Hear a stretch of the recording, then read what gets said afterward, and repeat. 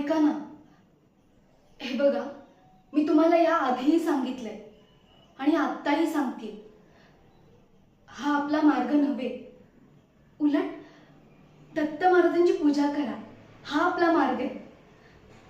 ह्या सगळ्यात वेळ काळ वाया घालवण्यापेक्षा दत्त महाराजांची पूजा केलात तर आपल्याला पुण्यच लाभेल.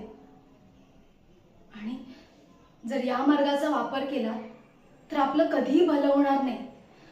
हो, ह्या मार्गावर चालणाऱ्यांचं कधीही भलं झालं नाही, मग आपलं तरी कसं होईल? हो, ऐका ना माझं, मी हात जोडते, वाटल्यास तुमच्या पाया पडते, पण ऐका माझं. मला आता नाही सहन होत. हो, या मार्गाने कमवलेली धनदौलत आज न उद्या लयात जाणारच आहे, पण जे आपण कष्टानं कमवू ते आपल्यापासून कधीही कोणी हिरावून घेऊ शकत नाही. का कळत नाहीये तुम्हाला? अहो,